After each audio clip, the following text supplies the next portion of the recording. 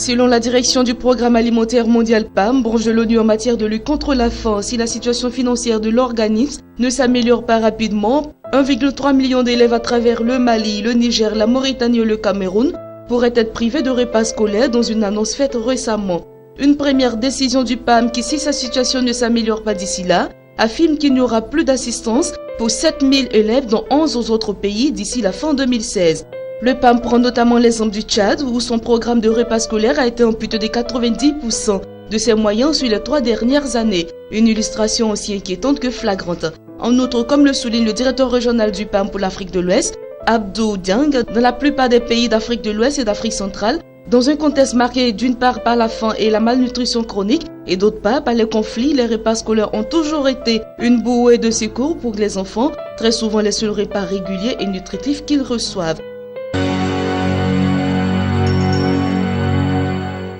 Le constructeur aéronautique et ferroviaire canadien Bombardier a inauguré récemment une nouvelle usine spécialisée dans les systèmes de propulsion de train à Johannesburg. Le site qui s'étale sur une superficie de 6000 m² produira plus précisément des systèmes de propulsion à puissance élevée Bombardier Mitrak qui seront utilisés dans le cadre du projet de locomotive de la compagnie publique sud-africaine de transport et de logistique. La nouvelle usine constitue en effet la contrepartie industrielle d'un contrat de 3,1 milliards d'euros portant sur la fourniture de 240 locomotives attribuées en avril 2014 par Transnet à Bombardier. Le président de la Banque africaine de développement BAD, Akiwumi Adesina, a estimé que le ralentissement des économies africaines devrait durer environ 3 années supplémentaires, tout en recommandant aux États de limiter le recours au marché international de la dette et d'améliorer la collecte des recettes fiscales, a-t-il déclaré dans un entretien publié le 30 août dernier dans le quotidien financier britannique Financial Times. La croissance de la plupart des économies africaines a ralenti suite à la chute des coûts des matières premières, une augmentation de la dette publique et un important creusement du déficit budgétaire et la baisse du régime de l'économie chinoise.